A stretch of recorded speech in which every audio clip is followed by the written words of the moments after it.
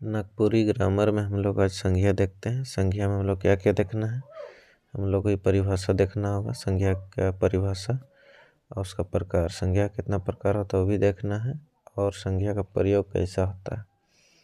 और दो इम्पोर्टेंट चीज़ देखना है, भाववाचक संज्ञा मानक रचना, मतलब कि भाववाचक संज्ञा में कैसे बदलता है वो सब देखना। जैसे क्रिया हो गया, विशेषण हो गया, जातिवाचक संज्ञा हो गया, कैसे भाववाचक में बदलता है, ये सब हम लोग को देखना है। और इम्पोर्टेंट चीज़ है ये व्यक्तिवाचक संज्ञा वर्सेस जातिवाचक संज्ञा, मतलब व्यक्तिवाचक संज्ञा और जातिवाचक संज्ञा में कौन सा व्यक्तिवाचक संज्ञा और कौन सा जातिवाचक संज्ञा होगा, इसमें थोड़ा सा कन्फ्यूजन हो जाता है, इसीलिए इसको एक बार अच्छा से हम लोग को देख लेना है। तो संज्ञा वो विकारी शब्द के कहें जेकर से कोनो वस्तु, जिनिस, चीज, मतलब जिनिस मतलब चीज होता है, जगह लिख भी दिए हैं। जिनिस मतलब कोई चीज हुआ, जैसे हम लोग कोई चीज का भी नाम बोलते हैं, जैसे हो गई पेंसिल, तो ये जिनिस है। तो नाम मतलब नाम, ठाव मतलब जगह, भाव मतलब भाव आदि का बोध होता है। हिंदी का जैसा ही है, ये जगह लिख भी दिए हिंदी बराबर नागपुरी, सेम लिख दिए संज्ञा, मतलब जैसा हिंदी में है वैसा नागपुरी में भी है, सेम टू सेम है। तो हिंदी में कैसे बोलते हैं, संज्ञा किसको बोलते हैं, जिससे किसी व्यक्ति का, कोई वस्तु का, कोई जगह का, कोई स्थान का आदि का बोध होता है ना, वैसे ही भी है।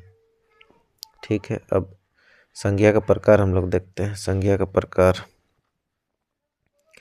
संज्ञा का प्रकार अर्थ का नज़र से 5 प्रकार होता है। इसका अर्थ का नज़र से 5 प्रकार होता है, लेकिन ये भी देखेंगे कि अर्थ का नज़र से अगर एनसीईआरटी के आधार पर बोलेगा, एनसीईआरटी के आधार पर अगर बोलता है तो 3 प्रकार होगा, ध्यान रखना। अगर क्वेश्चन में नागपुरी में एनसीईआरटी के आधार पर संज्ञा के कितने भेद हुए ना, ऐसे लिखेगा तो 3 भेद लिखना है, 3। और केवल संज्ञा के कितने भेद हुए ना अगर बोलता है तो 5 भेद होगा। कोई भी राइटर के अनुसार भी बोल दे, ऐसे इस शकुंतला मिश्र, उमेश नंद तिवारी के अनुसार है, लेकिन ऐसे नहीं पूछेगा, संज्ञा के कितने प्रकार हुए ना पूछ देगा, तो 5 बोलना है। और एनसीईआरटी के अनुसार कितने प्रकार हुए ना बोलेगा तो 3 प्रकार, इसको ध्यान रखना है। तो 5 प्रकार कौन कौन सा होता है, पहला प्रकार होता है व्यक्तिवाचक संज्ञा, दूसरा प्रकार होता है जातिवाचक संज्ञा, तीसरा प्रकार होता है समूहवाचक संज्ञा, चौथा प्रकार होता है द्रववाचक संज्ञा, और 5वां प्रकार होता है भाववाचक संज्ञा।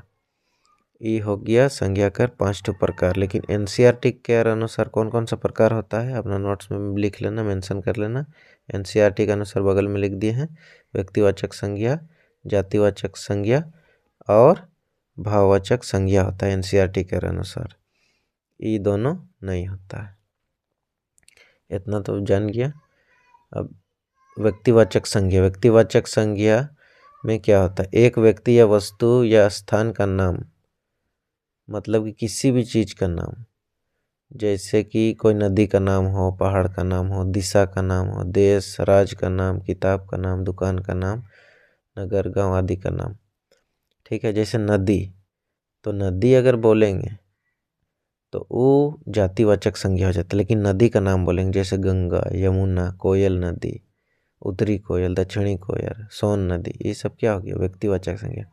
नाम किसी को बताएंगे, तो किताब बोलने से तो ये जातिवाचक में आ जाता है, लेकिन किताब को अगर कोई नाम बोल दिए, जैसे हम लोग को नागपुरी में पढ़ना है मंजर भाग 2 पढ़ना है, तो वो किताब का नाम क्या बोलेंगे, व्यक्तिवाचक संज्ञा के अंतर्गत आएगा। वो कोई दुकान का नाम, कोई दुकान का नाम, मान लो कि दुकान का नाम किरण हो गया, राजपूत दुकान हो गया, पंजाबी होटल हो गया, ये सब होता है, तो वो सब हो गया व्यक्तिवाचक में। लेकिन केवल दुकान बोलेंगे तो वो जातिवाचक में आ जाएगा। ठीक, ऐसे सब का नाम, नगर का हो या गांव का नाम, देश राज्य, जैसे भारत बोलेंगे तो व्यक्तिवाचक में आ जाएगा, लेकिन देश केवल बोलने से ये जातिवाचक में आएगा। ठीक,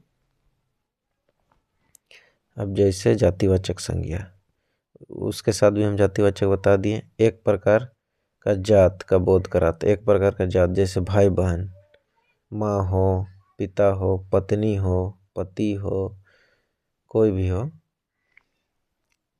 गुरु हो गया, पशु हो गया, पक्षी हो गया, ये सब का नाम नहीं, सब का जात। गुरु बोलने से बहुत सारे गुरु हो जाएगा ना, शिक्षक बोलने से बहुत सारे शिक्षक, सब्जी बोलने से पूरा सब सब्जी आ जाएगा, फूल बोलने से सब फूल आ जाता है। लेकिन केवल फूल बोलने से, कमल का फूल बोलने से वो क्या हो जाएगा, व्यक्तिवाचक संज्ञा के अंतर्गत आ जाएगा। लेकिन केवल फूल बोलने से वो जातिवाचक संज्ञा। यहाँ दूर हो गया वो कन्फ्यूजन। व्यक्तिवाचक में नाम, नाम बताता है, और जातिवाचक में केवल वो कौन सा जात का, शिक्षक जात हो गया, सब्जी जात हो गया, गुरु जात हो गया, पहाड़ जात हो गया। जैसे यदि यहाँ पे देखो व्यक्तिवाचक ये संज्ञा में पहाड़, पहाड़ का नाम जैसे पारसनाथ पहाड़ हो गया, मैकाले पर्वत हो गया, ये सब हो गया व्यक्तिवाचक का अंतर्गत। लेकिन जातिवाचक में अगर उसी को रखना है तो केवल पहाड़ बोलने से वो जातिवाचक संज्ञा के अंतर्गत आएगा। ठीक, व्यक्तिवाचक और जातिवाचक हम बता दिए। यहाँ पे जो हम शुरू में बोले थे कि व्यक्तिवाचक संज्ञा वर्सेस जातिवाचक संज्ञा, तो यहाँ पे जो थोड़ा बहुत कन्फ्यूजन था यहाँ दूर किया, और आखिरी में और थोड़ा सा इसको क्लियर कर देंगे।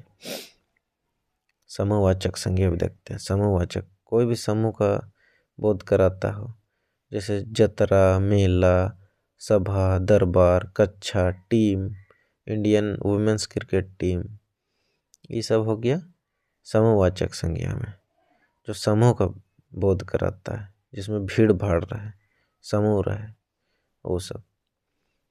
ठीक, अब द्रववाचक संज्ञा। द्रववाचक संज्ञा में धातु या पदार्थ का बोध कराता है, जिसका वजन हो, जिसको नाप तौल सकते, वही द्रव में हो जाता है। क्या, दूध, लोहा, चावल, तेल हो गया, आटा हो गया, गेहूं हो गया, यही सब। अब भाववाचक संज्ञा। भाववाचक संज्ञा को ध्यान से देखना है, जिसमें गुण हो, धर्म हो, दया हो का बोध कराता, मतलब अंदर से हम लोग फील करते हैं। जैसे कड़वाहट अंदर से फील करते हैं, मिठास अंदर से फील करते, दिखता तो नहीं है। अच्छाई अंदर से फील करते, बुढ़ापा, करिया। ठीक, तो ये सब हो गया भाववाचक संज्ञा का अंतर्गत, जिसमें भाव होता है, हम लोग खुशी लगता है, दुख लगता है, ये सब भाववाचक संज्ञा में। जैसे भाववाचक संज्ञा मानक रचना, भाववाचक संज्ञा के बारे में भी देखो, ये जगह भाववाचक संज्ञा मानक रचना, इसके बारे में हम लोग को पढ़ना था कि भाववाचक संज्ञा में कैसे बदलता है। तो वही हम बता रहे भी, भाववाचक संज्ञा मानक रचना, कोई इसका बहुवचन नहीं होता है। भाववाचक संज्ञा का कोई बहुवचन नहीं होता है। ठीक, इसका अनुभव ज्ञानेंद्रियों से होता है। वही जो सेंस बोलता है, 6 सेंस हम लोग को बोलता है ना, तो 5 सेंस तो हम लोग को जैसे टंग हो गया, स्किन हो गया, ये सब सेंस में आता है। तो ही का हो गया, तो ज्ञानेंद्रियों से ही हम लोग का पता चलता है। तो जैसे जातिवाचक संज्ञा है, इसको अगर हम भाववाचक में बदलते हैं तो कैसे, जैसे देखो बचपन जात हो गया, बूढ़ा जात हो गया, लड़का जात हो गया। ठीक, तो इसको हम लोग भाववाचक में, तो बचपन को बचपना, बचपना क्या हो गया, भाव हो गया। अरे वो बच्चा का भी, वो लड़का का भी बचपना नहीं गया है बोलते हैं, तो क्या हो गया, बचपना भाववाचक हो गया। खेलते हुए देखते हैं तो अरे इसका बचपना है अभी, ऐसे बोलते हैं ना, बचपना क्या हो गया, भाववाचक हो गया। ऐसे बूढ़ा, बूढ़ा का बुढ़ापा, कोई बूढ़ा को बोलते हैं। कोई जवान लड़का कोई बोल देता है अरे इसका तो बुढ़ापा आ गया रे, बोलते हैं ना, तो बुढ़ापा क्या आ गया, भाववाचक है। लेकिन बूढ़ा क्या है, जातिवाचक है। लड़का का लड़कपन। ठीक, और देखते हैं हम लोग क्या क्लियर नहीं आ रहा। विशेषण। अब विशेषण से देखो भाववाचक कैसे बनता है। जो किसी भी चीज का विशेषता बताता है उसको विशेषण बोलते हैं। जैसे हरा, जैसे ये पेंसिल अगर मान के चलो, अच्छा कोई पेड़ पौधा हरा है, तो वो हरा उसका तो विशेषता ना है, हरा विशेषता है उसका, तो उसी का क्लियर, तो उसका भाववाचक में कैसे बदलेंगे। अरे यार जूम चेंज हो जा रहा। जैसे हरा है, हरियर, कठोर है, कठोरता, नीच है, नीचता, ये क्या हो गया, ये सब भाववाचक हो गया। नीचता भाववाचक है, कठोरता भाववाचक है, लेकिन कठोर क्या विशेषण विशेषता बता रहा है। जैसे ये पेंसिल कठोर है, तो ये इसका विशेषता हो गया पेंसिल का। अब जैसे देखो सर्वनाम, सर्वनाम से भाववाचक कैसे बनाएंगे। सर्वनाम किसको बोलते हैं, संज्ञा के बदले आता है। जैसे अपना हो गया, निज हो गया, तुम हो गया, ये सब क्या हो गया, सर्वनाम हो गया। तुम का तुम्हारा करते हैं ना, निज का निजता भाववाचक हो गया, अपना का अपनापन भाववाचक। यही सब क्रिया, क्रिया में जैसे कोई भी काम होता है उसको क्रिया बोलते हैं। मारेक, पढ़ेक, अमूमन नागपुरी में क्रिया में देखना एक एक लगे रहे, एक आखिरी में एक का उच्चारण होगा, वो क्रिया है। ठीक, जैसे इस जगह देखो मारेक एक उच्चारण है, पढ़ेक, भागेक, कूदेक, खेलेक, नाचेक, डेगेक, रोएक, सोएक, ये सब क्या हो गया क्रिया। अरे मारेक का हो गया भाववाचक मौर, पढ़ेक का पढ़ाई, भागेक का भाग, ये सब भाववाचक हो गया। जैसे अव्यय से दोपहर, मना, ये सब अव्यय हो गया। अव्यय तो बाद में पढ़ाएंगे तब पता चलेगा कि अव्यय मतलब कैसे बनता है, किसको किसको अव्यय बोलते हैं। ठीक, जैसे भाववाचक में दोपहरिया, दोपहर का दोपहरिया, मना का मनाही, जैसे कोई भी चीज़ को मना करना अव्यय हो गया। लेकिन कहीं पे दीवार में नहीं लिखे रहता है कि यहाँ थूकना मना ही है, यहाँ थूकना मना है, लिखे रहता है, मतलब वहाँ पे जगह में मनाही अगर रहेगा, वहाँ जाने मनाही है, तो वो क्या हो गया भाव हो गया उसका। अब देखो ये जो हम व्यक्तिवाचक संज्ञा वर्सेस जातिवाचक संज्ञा का हम बता रहे थे, थोड़ा कन्फ्यूजन होता है। तो शुरू में तो हम कन्फ्यूजन थोड़ा दूर किए हैं कि कोई भी चीज़ का पर्टिकुलर नाम होगा तो वो व्यक्तिवाचक में आएगा, और कोई भी चीज़ का पर्टिकुलर मतलब कि पर्टिकुलर नाम नहीं होगा तो उसको जातिवाचक में रखते हैं। लेकिन यहाँ देखो गांधी तो नाम है, गांधी नाम है, एक्चुअली में ये व्यक्ति विशेष होना चाहिए ना, व्यक्तिवाचक होना चाहिए, लेकिन यहाँ उसका प्रयोग कैसे हो रहा है उस अनुसार अब जातिवाचक में कैसे बदलेगा देखो इसको। हाँ जाओ जाओ उधर चॉकलेट खाना, जाओ जाओ बाबू जाओ, हाँ गेट बंद कर दो, जाओ जाओ जाओ जाओ जाओ गेट बंद करो, गेट बंद कर दो। वो भगना आ गया था। देखो व्यक्तिवाचक जातिवाचक, तो व्यक्तिवाचक को जातिवाचक से कैसे डिफाइन करना देखते हैं। ये गांधी तो व्यक्तिवाचक में हम लोग है जान रहे, गांधी नाम हो गया व्यक्तिवाचक में, लेकिन इसका प्रयोग कैसा होगा उसके आधार पर पता चलेगा कि जातिवाचक में आएगा। देखो आज कर कलयुग में गांधी मिले मुश्किल है, मतलब गांधी जैसा आदमी आज का कलयुग में, गांधी अब क्या हो गया, गांधी मतलब एक भावना हो गया कि जो सीधा साधा हो और झूठ के खिलाफ मतलब लड़े, न्याय के लिए आगे आए, वो सब कैसा हो गया, गांधी जैसा आदमी हो गया।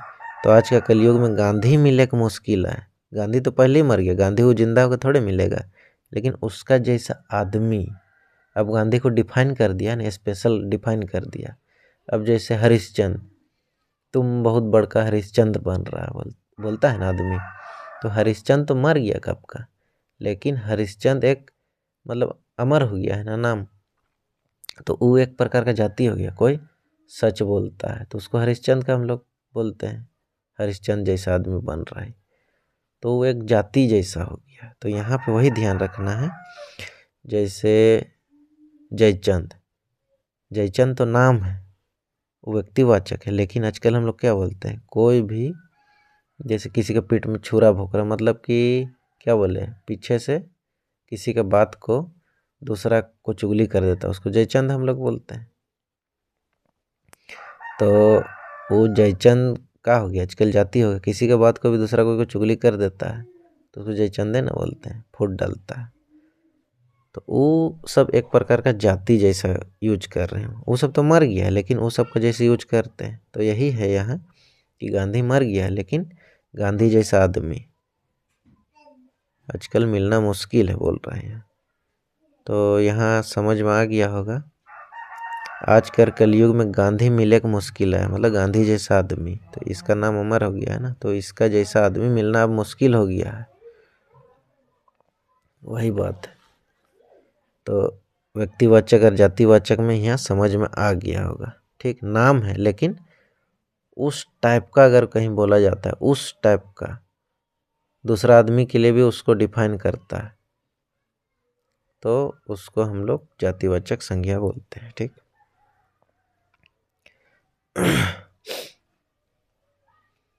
अब जैसे देखो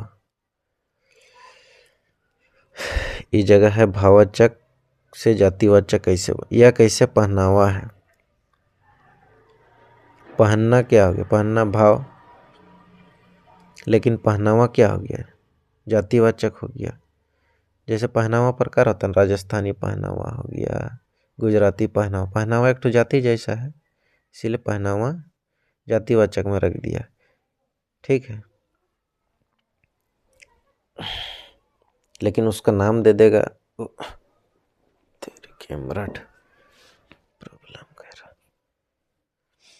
अब यहाँ भी वही चीज बता दी है, व्यक्तिवाचक, जातिवाचक और व्यक्तिवाचक में। जैसे जातिवाचक शहर, शहर जात का बात कर, बहुत सारा शहर इसमें हो सकता है। नदी, बहुत सारा नदी हो सकता है। जनी, जनी मतलब किसी का भी जनी हो सकता है। वाइफ, जनी मतलब वाइफ होता है, किसी का भी जनी हो सकता है। लेकिन व्यक्तिवाचक में उसका अगर नाम दे दिया, जैसे शहर, रांची शहर है, नाम दे दिया तो ये व्यक्तिवाचक हो गया। नदी में गंगा नदी अगर नाम दे दिया है तो ये व्यक्तिवाचक हो जाएगा। अब किसी का पत्नी, लक्ष्मी नाम का किसी का पत्नी है तो व्यक्तिवाचक हो जाएगा। लेकिन केवल वाइफ हो जाएगा, हस्बैंड हो जाएगा, ये सब क्या है, जातिवाचक में। तो ये चीज़ को ध्यान रखना है। तो समझ में आ गया होगा संज्ञा। तो इसको एंड करते हैं।